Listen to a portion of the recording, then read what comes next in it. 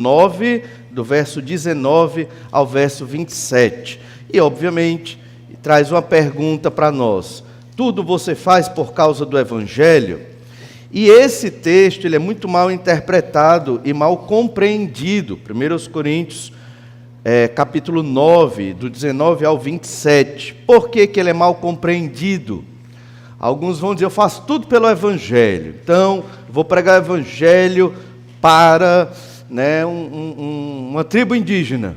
Então eu vou ficar igual à tribo indígena. Vou usar os costumes e as práticas da tribo indígena, com o fim de ganhá-los para Cristo. Só que aí eu posso acabar imitando os pecados da cultura daquela tribo indígena. Será que justifica? Tudo faço por causa do Evangelho. Então, vai ter o período do carnaval agora, eu vou lá, botar meu abadá cristão, vou evangelizar, no meio, a gente ri, mas tem igrejas que fazem isso constantemente, certo? No carnaval aqui na nossa cidade, como em outras localidades, baseado nesse texto aqui. Tudo faço por causa do Evangelho, Então, não é isso que Paulo está dizendo. Eu vou me adaptar a uma cultura de pecado, o estilo do pecado, a pretexto de levar o Evangelho para aquelas pessoas crerem em Jesus? Não. E se você observar bem na Escritura, tem algo que o Senhor valoriza, pelo menos ao que parece, nos textos da Escritura, mais do que a própria pregação do Evangelho. É a sua santidade, não é verdade? É a sua santidade. Então nós temos que adorar a Deus em santidade e não, a pretexto de pregar o Evangelho, para que eles entendam o Evangelho, eu vou entrar numa certa cultura de pecado, para que a mensagem fique mais adaptada. Não, de modo nenhum. Vamos pregar o Evangelho como tem que ser, viver numa cultura de santidade, como o Senhor nos ensina, e Deus vai resgatar aqueles que são dele. Muitas igrejas entraram nessa interpretação errada, e não foram poucas, foram muitas mesmo. E hoje é muito comum você ter igrejas ditas evangélicas participando de carnaval para pregar o Evangelho ali no meio da chamada folia ali da perdição. Tudo faço por causa do Evangelho. O que significa isso? Realmente nós temos, traz a pergunta, eu faço tudo pelo Evangelho? E a gente tem que entender o que Paulo está dizendo. Nós começamos a compreender esse texto domingo passado. Nós procuramos observar 3 entendimentos sobre o tudo faço por causa do Evangelho. O primeiro entendimento, dentro desse texto, foi o verso 19. E lá a gente leu uma verdade. Eu sou livre de todos, como você também é. Vamos ler 1 Coríntios 9, 19. Diz assim, porque sendo livre de todos, fiz-me escravo de todos, a fim de ganhar o maior número possível. Esse versículo já resume tudo o que ele quer dizer até o verso 27, como a gente falou domingo passado. Mas o destaque para nós eu sou livre. Livre, obviamente, para viver para Deus, livre para não viver em pecado, livre para fazer escolhas.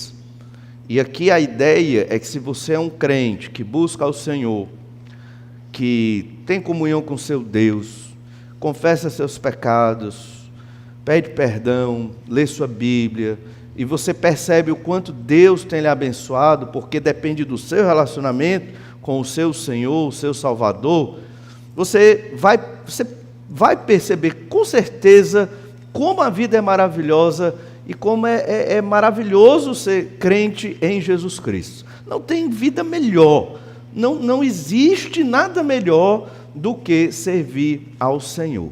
E aí você sente uma grande liberdade, porque você não está mais preso a vícios, você não está preso à escravidão de muitas coisas terríveis aí do mundo, peca porque somos pecadores, mas está buscando ao Senhor, você percebe como isso é maravilhoso, você é livre, você é feliz, você é abençoado, porque Jesus lhe livrou da condenação dos seus pecados, lhe deu uma nova natureza, Espírito Santo de Deus, participação na igreja, na congregação dos justos, aqueles que foram salvos da condenação dos seus pecados.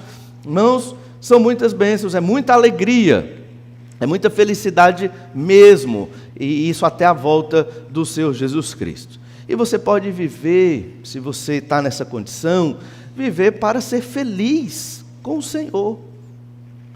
Mas é aqui que Paulo diz, né? Eu sou livre de todos, mas eu vou abster da minha liberdade e até da minha felicidade por amor aos meus irmãos. É isso que Paulo quer ensinar à igreja de Corinto. A gente tem que entender o contexto desta igreja. Desde o capítulo 1 até aqui, temos observado que é uma igreja dividida. Sou de Paulo, sou de Cefas, sou de Apolo, eu sou de Cristo. É uma igreja soberba, é uma igreja contenciosa. O capítulo 3 diz que é uma igreja infantil, exatamente porque vivem nas contendas. Percebe? E isso é uma igreja, mas você pode, obviamente, olhar para a sua vida. Se você está nessa situação, então, esse ensino serve para você, para todos nós. Nós temos que entender que temos liberdade em Cristo. Jesus morreu na cruz para nos dar liberdade. Liberdade de quê? Porque a liberdade que o mundo prega é a liberdade para você pecar e fazer um monte de coisas erradas. Mas a liberdade que aprendemos na Bíblia Sagrada é a liberdade de conhecer mais a Deus. É a liberdade de viver para Jesus, é a liberdade de você não ser escravo do pecado, é meio que uma vida paralela, né? A vida das pessoas que estão na sociedade, nos seus pecados, nos seus vícios, nos seus problemas, nos seus sofrimentos, tanto que às vezes você conversa com pessoas que estão nas trevas do pecado, e mesmo você sendo pecador, mas redimido por Jesus, você fica achando estranho, né? Mas que coisa estranha, porque comigo não é assim. O que aconteceu? Será que eu sou tão diferente assim? Não, eu não sou tão diferente assim. Jesus foi quem me livrou da escravidão do meu pecado e me deu uma condição de vida excelente. Eu posso viver para glorificar a Deus, como todo crente em Jesus pode. Sou livre, posso cuidar da minha vida, da minha família e ter uma vida maravilhosa e abençoada. Mas espera aí, eu tenho os meus irmãos, né? Então, eu sou livre, mas eu quero, Paulo dizendo, me abster desta maravilhosa liberdade que Deus me deu para servir aos meus irmãos e também para ganhar alguns para o Evangelho. E foi por conta disso que Paulo, a gente percebe que ele se fez escravo de todos. Então você é livre, Deus te deu liberdade. O que você vai fazer com sua liberdade? O que você vai fazer com a liberdade que Deus lhe deu para viver? Você já tem a vida eterna, Jesus morreu na cruz pelos seus pecados, te garantiu salvação e vida eterna. O que você vai fazer com a sua vida aqui nesta terra? Paulo entendia muito bem o que ele devia fazer para edificar a igreja de Corinto. Ele tinha que ensinar aquela igreja a que eles se abstivessem da sua própria liberdade por causa dos seus irmãos. E aí vem o segundo entendimento do nosso texto, que eu sou escravo de todos. Verso 20, 1 Coríntios 9, 20. Procedi para com os judeus como judeu, a fim de ganhar os judeus, para com os que vivem sob o regime da lei, como se eu mesmo assim vivesse, para ganhar os que vivem debaixo da lei, embora não esteja eu debaixo da lei, ao sem lei, como se eu mesmo o fosse, não estando sem lei para com Deus, mas debaixo da lei de Cristo, para ganhar os que vivem fora do regime da lei. Fiz-me fraco para com os fracos, com o fim de ganhar os fracos, fiz-me tudo para com todos, com o fim de, por todos os modos, salvar alguns. Então, o apóstolo, ele se fez escravo de todos, com o propósito de salvar e de edificar a igreja de Corinto. Como eu vou edificar meus irmãos judeus? E lembra que a gente refletiu isso domingo passado. Paulo era judeu. Como é que ele se faz de judeu para com os judeus, sendo ele judeu? Né? Porque aqui ele já se entendia como um cidadão dos céus, membro da igreja, participante da igreja do Senhor Jesus Cristo. Mesmo sendo judeu étnico, de raça, o apóstolo Paulo entendia que ele não era um judeu da velha aliança, como os seus irmãos judeus ali, ainda guardavam princípios da velha aliança. Foi por isso que ele levou Timóteo para ser circuncidado, visto que Timóteo seria parte da equipe missionária. Bem, Timóteo, se eu sou escravo de todos, você vai ser também. Né? Quer pregar o evangelho, tem que ser assim. Então você vai ter que se circuncidar, para que nenhum judeu venha a duvidar da sua fé. Mas a circuncisão era necessária para a fé em Jesus? Não, não era, como não é. Então por que Timóteo teve que se circuncidar? Ele se absteve da liberdade dele. Por que Paulo fez votos? A gente vai ver isso no livro de Atos, né? Raspou a cabeça por voto de Nazireu, e isso ainda era da lei de Moisés. Por que Paulo fez isso? Sabendo que a lei, esses princípios da lei caducaram, não era mais necessário viver em certos princípios da lei de Moisés. Por que ele fez isso? Porque ele se absteve da liberdade dele. Ele não precisava mais guardar a lei, não precisava guardar aqueles preceitos sobre a alimentação, né, que os judeus ainda guardavam, sobre circuncisão e outras coisas, mas ele se absteve disso para ter acesso à pregação do evangelho para os judeus e para edificar os judeus cristãos dentro da igreja de Corinto. Dentro da igreja de Corinto. Se ele fosse radicalmente contra, não, a lei passou, verdade, não vou mais comer verduras e tudo, vou comer a comida aqui sacrificada ao ídolo, porque não tem problema, é uma carne como qualquer outra carne, eu não estou errado, eu vou comer. Se ele tivesse feito isso, ele teria prejudicado várias igrejas daquela época, como a igreja de Roma, como a igreja de Corinto mesmo, como outras igrejas. Ele se absteve, né, de uma convicção para poder ter acesso àqueles irmãos, para poder edificá-los. E é nesse sentido que ele se faz de judeu para com os judeus. Ou seja, ele tolera a prática de alguns princípios da lei de Moisés, numa época que não mais era necessário. Para manter comunhão, para manter o acesso, para edificar a igreja, para não cortar relacionamentos. Da mesma forma ele fez para com os gentios. Paulo tinha uma lei, a lei de Cristo, a lei do amor, a lei que o Senhor ensina nos evangelhos, mas ele foi como se não tivesse lei, mas ele tinha, obviamente, a lei no sentido dos ensinos do Senhor Jesus Cristo, dos evangelhos, mas fez assim para se identificar com os gregos e os romanos, que viviam realmente muito longe dos princípios da lei de Moisés. Então, para ganhá-los para Cristo, ele se adaptou também e cedeu certo aspecto da sua liberdade. Entende? Isso não quer dizer que ele pecou, que ele tolerou pecados, de forma nenhuma, mas ele se adaptou. Como também tem um terceiro grupo aqui, no verso 22, aos fracos. Fiz-me fraco para com os fracos. Quem eram os fracos? Eram aqueles da igreja de Corinto que tinham certos problemas com alguns aspectos da doutrina, especificamente a comida que era a carne sacrificada aos ídolos. Então eles tinham problema com isso, eles não comiam esse tipo de carne, porque eles entendiam que aquilo era um pecado terrível e esse era um grande problema. Quando eles viam um irmão comendo aquela comida, eles pensavam, os fracos, rapaz, se o irmão ali está comendo, eu vou comer também.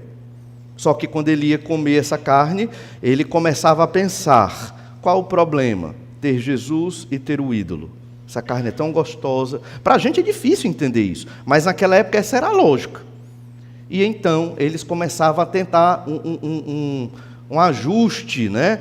Um sincretismo entre Jesus e os ídolos pagãos daquele período.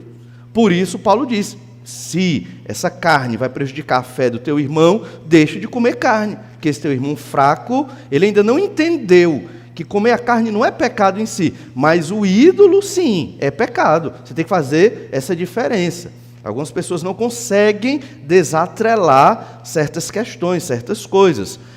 Por exemplo, certas músicas, certa arte, certo filme, certos costumes. E aí a pessoa não consegue desatrelar aquilo do que está em torno dela. Resultado, você pode assistir um filme que necessariamente não é um pecado em si, Mas você pode se deixar levar pela história do filme, a filosofia do filme, o entendimento do filme, que não tem filme inspirado, e aí daqui a pouco você está seguindo o ensino do filme.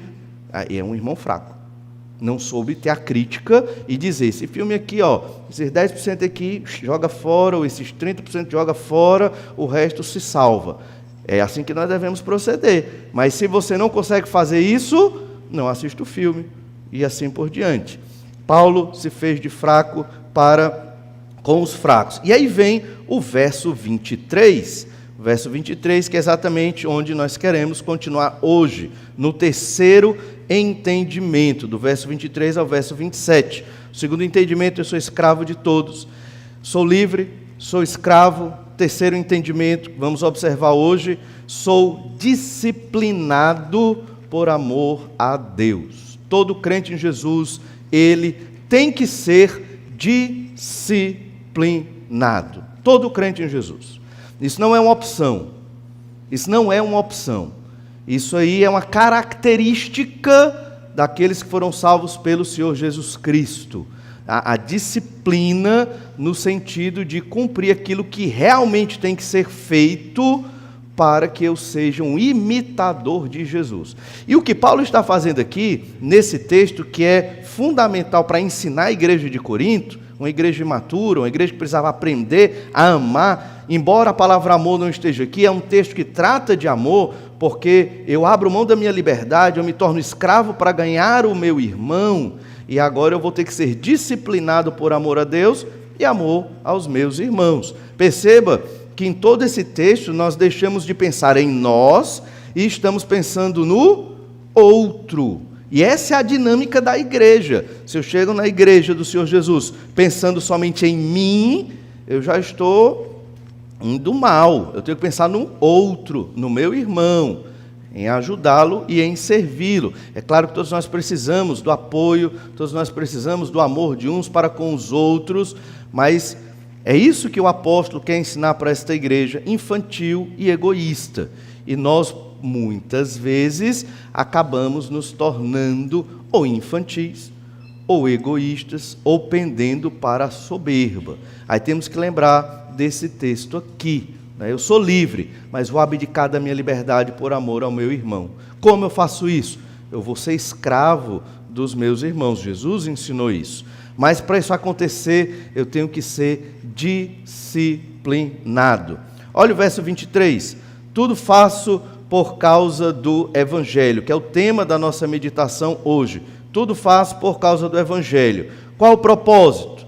Com o fim de me tornar cooperador com Ele. 1 Coríntios 9, 23. Então, eu quero ser cooperador do Evangelho. Ser cooperador do Evangelho, fazer tudo por causa do Evangelho, é ser cooperador das boas novas, é ser cooperador da mensagem do Senhor Jesus Cristo. Em outras palavras, é você fazer a obra de Deus, é você fazer por causa de Deus e para a glória de Deus. Você não está pensando em você, você está pensando no Senhor. E a gente percebe que lá na frente, capítulo 11, o apóstolo vai falar, final do capítulo 10, o apóstolo vai falar mais sobre isso. Em 1 Coríntios 11, 1, texto muito conhecido dessa epístola, diz assim: sede meus imitadores, como também eu sou de Cristo. Fazer tudo por causa do Evangelho é imitar o Senhor Jesus Cristo. Ser cristão é imitar a Jesus. Jesus é o padrão que nós devemos seguir. Então, por isso, todos nós devemos fazer tudo por causa do Evangelho. Aí você entende, o que é fazer tudo por causa do Evangelho? É para a obra de Deus, é para a glória de Deus, é não pensando em você, é pensando no Senhor, é pensando no que é uma igreja, é pensando qual a minha missão aqui na terra, e aí você esquece um pouco você, porque você abdicou da sua liberdade, você se tornou escravo, pensando em Paulo, de judeus, de gentios e dos fracos, para ganhá-los para Cristo, para edificá-los. É difícil, eu sei que às vezes parece difícil tudo isso, mas essa igreja precisa aprender isso. Nós também precisamos aprender estas verdades. E eu faço isso porque eu quero ser um cooperador com Ele. Eu quero cooperar com Deus, eu quero cooperar com o Senhor Jesus Cristo, eu quero cooperar com a mensagem do Evangelho. Eu não quero ser um espectador do Evangelho, só olhando os outros pregar e trabalhar para Jesus, e eu só sendo um mero espectador. Não, eu quero ser um cooperador, entende? E é uma decisão que você deve tomar, cooperar com a obra do Senhor.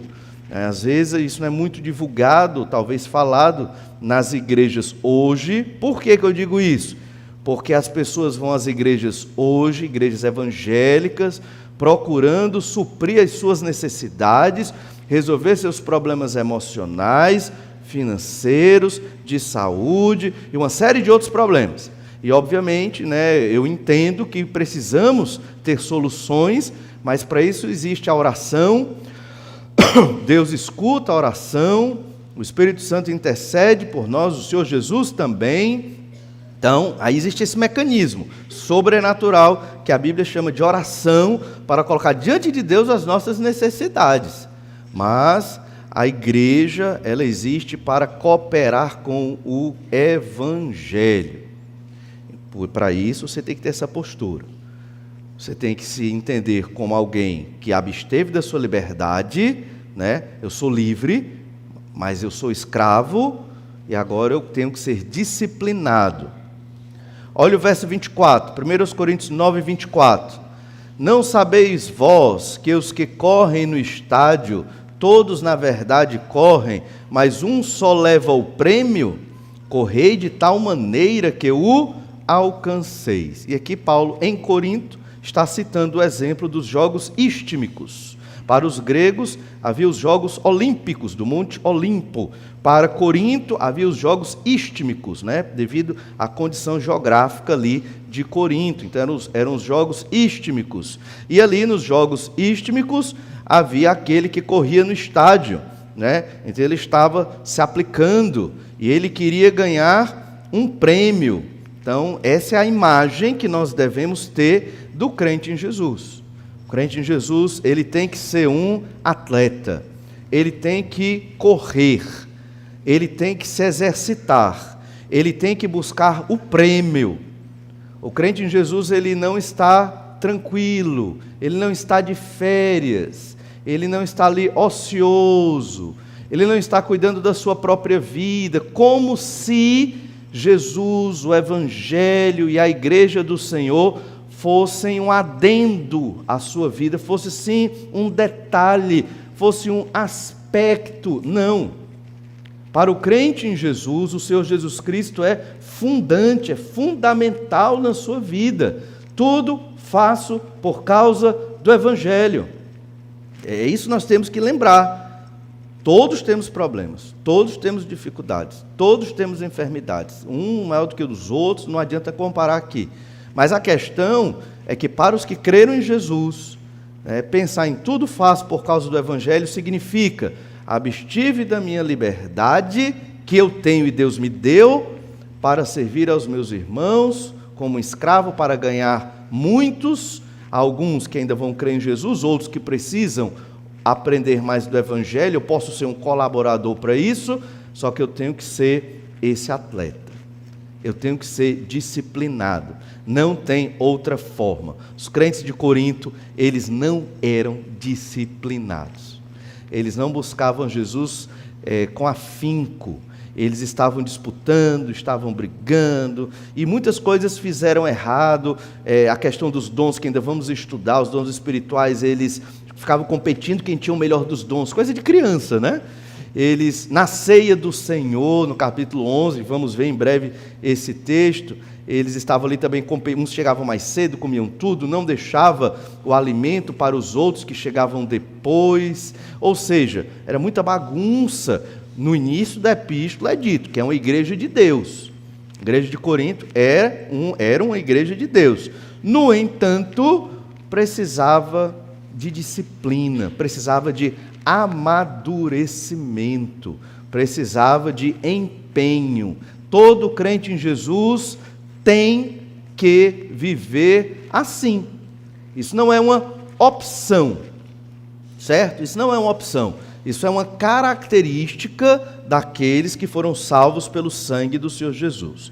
Verso 24 de novo. Não sabeis vós que os que correm no estádio, todos na verdade correm, mas um só leva o prêmio? Há uma competição aqui. Ele não está dizendo que nós estamos competindo.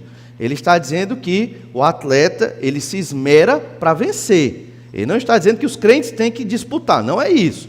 Mas o princípio aqui é que o crente tem que ser como um atleta que se esforça para vencer. Qual é a nossa vitória? Satisfazer o Senhor nosso Deus.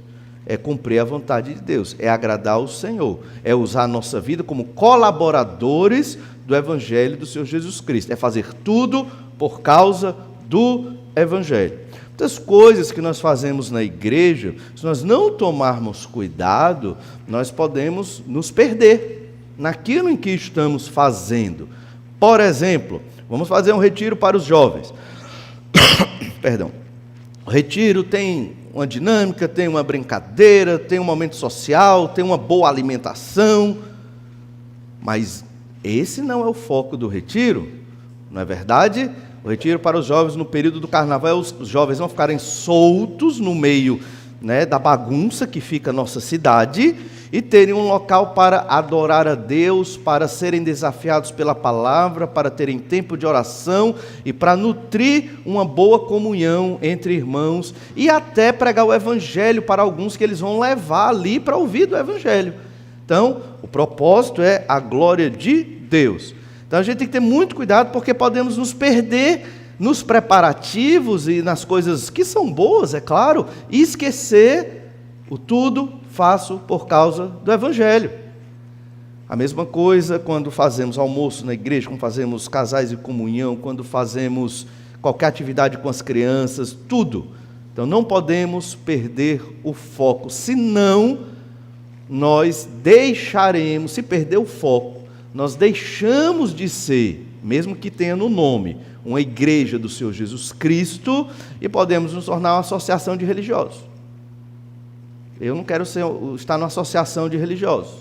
Não é meu interesse. Eu sou discípulo de Jesus e a ideia é a igreja ser uma igreja que segue ao Senhor Jesus Cristo, como é dito na palavra de Deus. E então, no final do verso 24, nós lemos assim: correi de tal maneira que o alcanceis. Significa o quê? Se esforce, corra, não relaxe, continue no seu treinamento. É uma corrida, não é uma caminhada, certo? É uma corrida, entende? Então nós temos que correr, nós temos que estar ativos, essa é a ideia. Aí, tudo faço por causa do Evangelho. O que é que eu estou fazendo por causa do Evangelho? Para servir aos meus irmãos, para ser colaborador do Evangelho de Jesus. Será que eu tudo faço por causa do Evangelho? Eu estou pensando mais em resolver os problemas da minha vida, né? Será que talvez Deus não permitiu que eu tivesse esses problemas para eu parar e buscá-lo em oração e reconhecer que eu preciso servi-lo mais? Invertemos a ordem das coisas, irmãos, e esquecemos o propósito das coisas. E o propósito aqui é você correr de tal maneira que você alcance, né, vença a corrida e ganhe o prêmio. E a gente sabe que esse prêmio não é uns competindo com os outros. Esse prêmio receberemos lá junto do Senhor Jesus Cristo.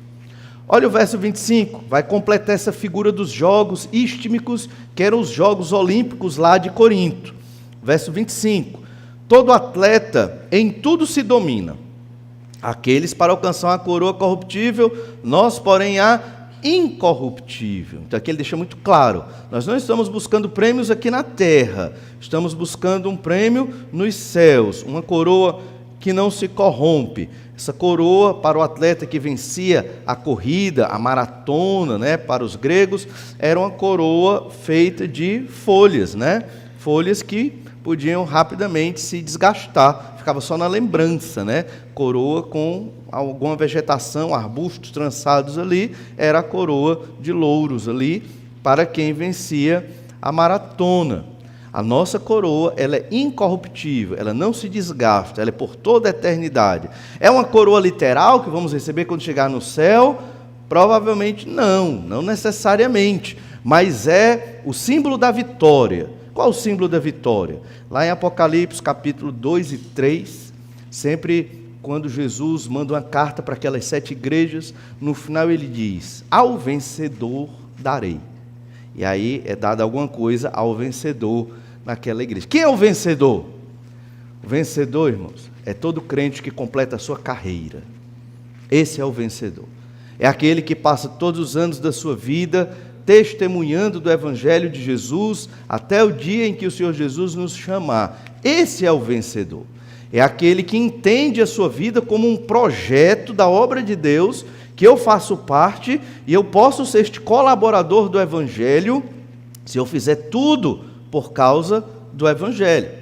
É claro que você tem o seu trabalho, é claro que você precisa de um lazer, é claro que você tem a sua família, é claro que tem uma série de situações nas nossas vidas, mas tudo isso deve convergir e deve estar subordinado à nossa missão de imitar Jesus Cristo e de fazer com que tudo colabore para o Evangelho, para a proclamação do Evangelho, para a edificação dos meus irmãos.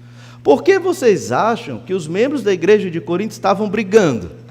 Porque eles não estavam pensando uns nos outros, eles estavam pensando somente em si, né? Nas suas questões, nos seus partidos, nos seus entendimentos ali e nos seus interesses pessoais. Eram crentes, mas infelizmente não amadurecidos e não pensando em Jesus Cristo, na obra de Deus, em fazer tudo por causa do Evangelho.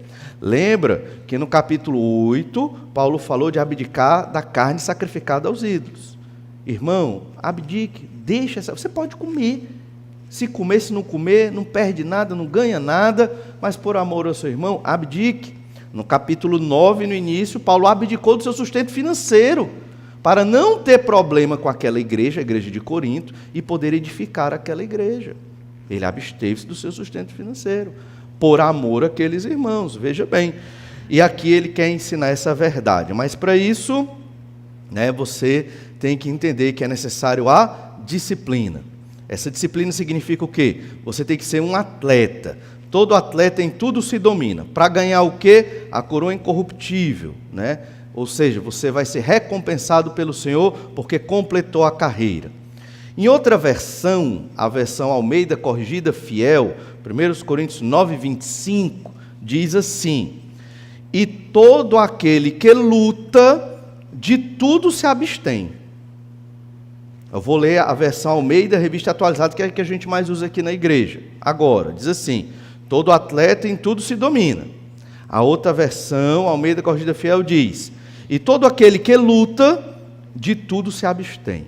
Interessante. Por quê? É um tanto diferente. Porque o termo aqui, perdão, ele tanto serve para alguém que compete numa corrida, como para alguém que compete numa luta.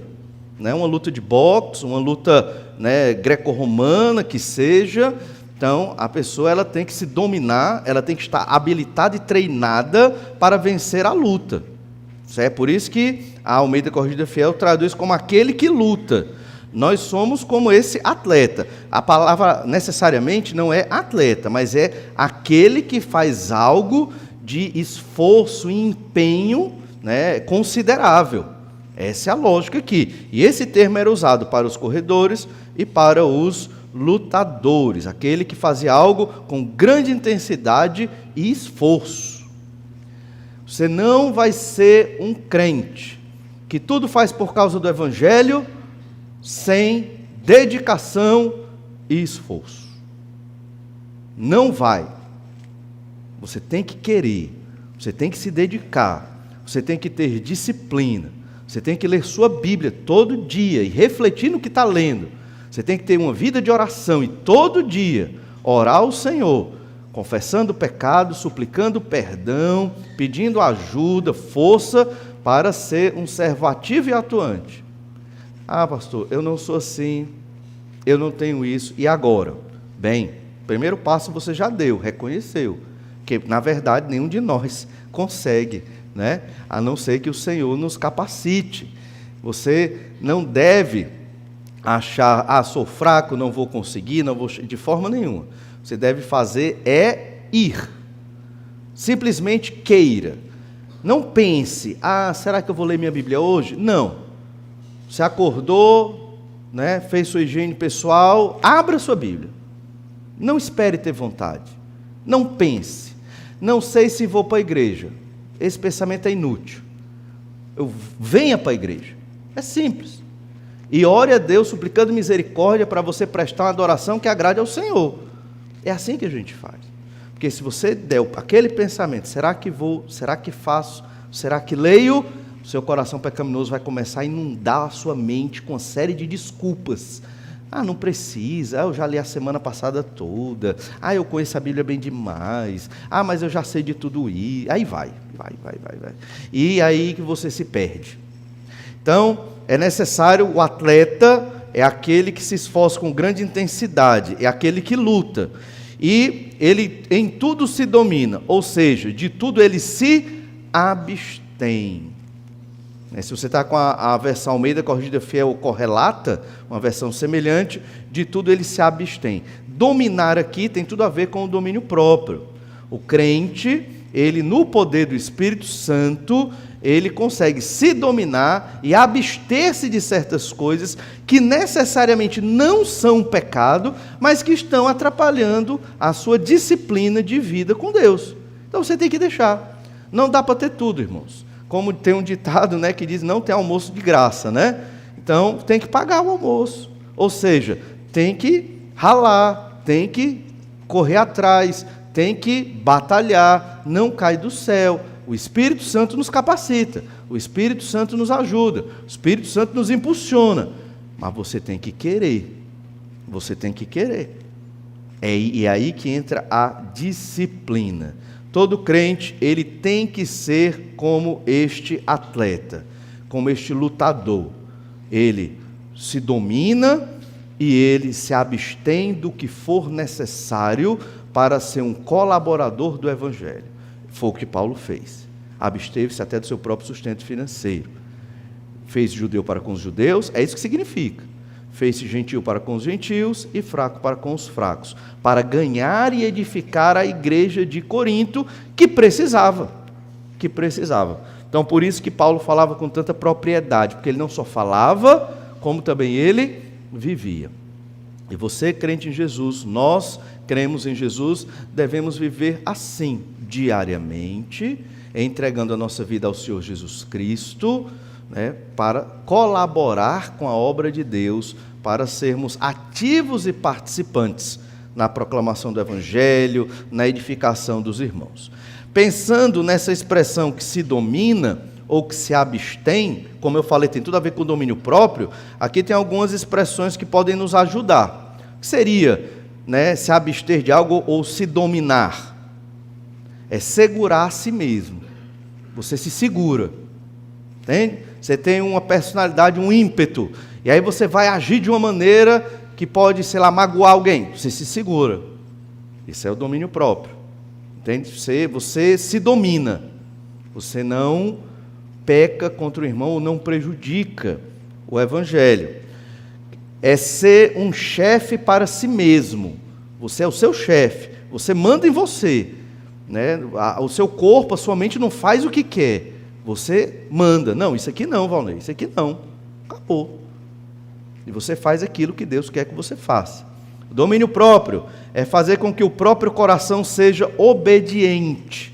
Nosso coração naturalmente não vai querer obedecer. Não vai, certo? Naturalmente não vai, porque nós ainda temos a natureza de pecado.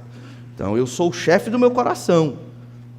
Eu mando no meu coração, na minha mente, nas minhas emoções, e eu vou guiar minha mente e as minhas emoções para obedecer a Deus, como todo crente em Jesus. Esse é o atleta espiritual, esse é o lutador da fé, entende? É isso que Paulo quer que os coríntios aprendam, para a glória de Deus, para ser colaborador com o Evangelho, e é o que Deus quer que todos nós aprendamos. Estamos aprendendo. Obviamente que isso é um aprendizado constante. O que é esse se dominar? É dar ordens aos próprios desejos. Quando você se domina, você dá ordem ao seu próprio desejo. Se for um desejo, obviamente, pecaminoso que veio na sua mente, que você não sabe de onde surgem essas coisas, né? Às vezes você não tem tido influências, mas vem, brota, e aí você diz, não, isso aqui não, isso aqui também não. E aí você está lutando, você se domina, você é um atleta, você está correndo a carreira, e só assim você vai conseguir ser colaborador com o Evangelho. É dizer não ao próprio corpo, à própria mente e ao próprio corpo em muitos momentos. Então, a batalha espiritual, irmãos, ela é muito mais na mente, no coração, do que propriamente nas ruas, ou no trabalho, ou na escola, ou na universidade. Nossa mente e coração devem ser constantemente treinados e preparados. Onde e como? Como é que a gente vai desenvolver isso? É no seu momento de leitura da Bíblia, todo dia. Tempo de oração dedicado ao Senhor. É ali que você vai contar para Deus as fraquezas daquele dia, as vitórias, as derrotas e o que você precisa de força. E aí você coloca diante do Senhor. E olha, não tenha dúvida, o Senhor, Ele há de abençoar e vai fortalecer. E você vai perceber o quanto Deus é bom e é maravilhoso. 1 Coríntios 9, 26. Assim como também eu, não sem meta, assim luto, não como desferindo golpes no ar. Observe que Paulo diz, eu também luto.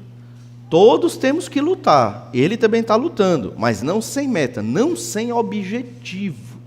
Nós não estamos aqui sem um objetivo definido ou claro. O nosso objetivo é a glória de Deus. O nosso objetivo é alguém chegar aqui e vir visitar esta igreja, ou conhecer alguns dos crentes dessa igreja, e, a partir da vida desse irmão, conhecer um pouco mais sobre Jesus Cristo. Esse é o objetivo. O objetivo é alguém chegar nesta igreja e perceber em nós, pecadores, a graça de Deus que tem transformado vidas. Esse é o objetivo, né? Esse é o objetivo da igreja. E aí as pessoas vão entender, vão perceber, rapaz, aquilo parece que é uma igreja mesmo, né? Parece que ali a gente percebe que o Senhor age, parece que ali existe a palavra de Deus, né, sendo apresentada. É um local onde as pessoas oram, é um local onde as pessoas são pecadoras, né? Mas parece que há perdão, parece que eles se ajudam. O que está acontecendo ali? É diferente daquela outra ali, que a turma só está querendo a prosperidade e os tesouros dessa terra. O que está acontecendo? Então, Deus é glorificado. Não eu, não você. Esse é o objetivo, essa é a meta de Paulo para com a igreja de Corinto. A igreja de Corinto tem que deixar de ser soberba, egoísta, carnal e pensar só em si. Ela tem que pensar em fazer tudo para que o evangelho cresça ali dentro daquela igreja, para ser um testemunho. E nós observamos alguns textos em que os coríntios não estavam dando um bom testemunho. Crentes em Jesus, não duvidamos, mas não estavam dando um bom testemunho. Então Paulo diz, assim corro também eu, não sem meta. Assim luto, não como desferindo golpes no ar. O lutador, a pessoa que dá o golpe no ar, está lutando contra quem, né? Vai vencer o quê? Batendo no vento. Não tem sentido, não é verdade? Então a nossa carreira, corrida e luta, ela tem um sentido, ela tem um propósito. É a glória do Senhor nosso Deus. Cada trabalho, cada esforço, cada irmão que se dedica a algo que é feito pelo ministério desta igreja, tem que ser para a glória do Senhor, senão perde o sentido, perde o propósito, e aí não é o que está sendo ensinado na Bíblia Sagrada, né? Perde-se o entendimento da ideia de ser um atleta, de estar nesta corrida. E então chega no verso 27, que é um dos versículos, né, chaves desse texto. 1 Coríntios 9, 27. Mas esmurro o meu corpo e o reduzo à escravidão, para que, tendo pregado a outros, não venha eu mesmo a ser desqualificado. Então, a disciplina cristã envolve um autocontrole tal que nós devemos disciplinar o nosso próprio corpo. Sim, está falando de disciplina física no corpo, né? Chicote, aquela coisa toda? Não. Obviamente não. Mas existem disciplinas que nós devemos ter. Por exemplo, se eu sei que quando eu chego à noite do trabalho vou orar e o amém é só no outro dia, então eu já sei que não é o melhor horário para eu fazer o meu devocional. Então eu tenho que acordar mais cedo. Ah, mas é difícil. Tudo é difícil.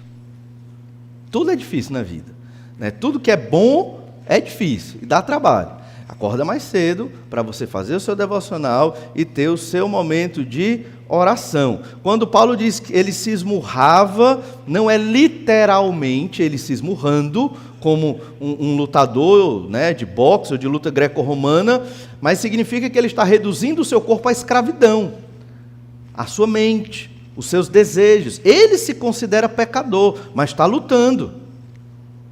Alguns desistiram dessa luta, né, e vivem mais ou menos aí o evangelicalismo dos dias de hoje, frequentando igrejas, mas sem realmente investir a sua vida para a glória de Deus. Ir numa igreja é uma coisa, servir ao Senhor Jesus Cristo não é necessariamente a mesma coisa que ir a uma igreja. Servir a Jesus envolve esta disciplina, né? Estarmos cuidando da nossa mente, cuidando do nosso coração, para que não sejamos reprovados, desqualificados naquilo que estamos pregando.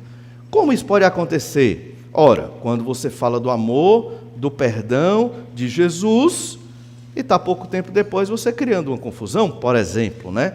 Um atrito, uma contenda, não dando o perdão, não amando o seu cônjuge, por exemplo, não vivendo na disciplina do Senhor. Então é muito simples.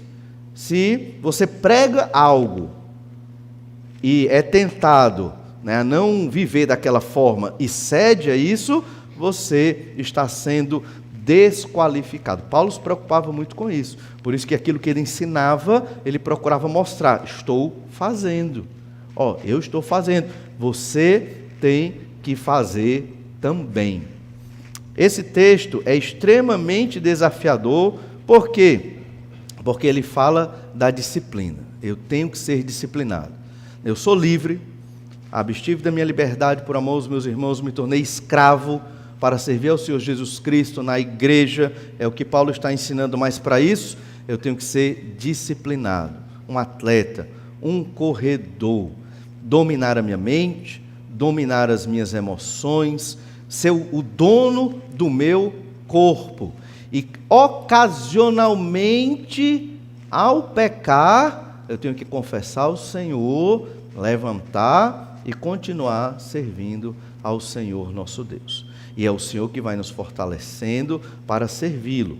E a disciplina é difícil, envolve você controlar o seu corpo, reduzir a escravidão mesmo. O meu corpo vai fazer o que eu mando, a minha mente vai pensar no que eu quero, as minhas emoções vão para onde eu quero. Por quê? Porque é para a glória do Senhor nosso Deus. E Paulo faz isso porque ele não queria ser desqualificado naquilo em que ele ensinava. Da mesma forma nós. Por isso que é importante todo crente em Jesus ensinar a Bíblia.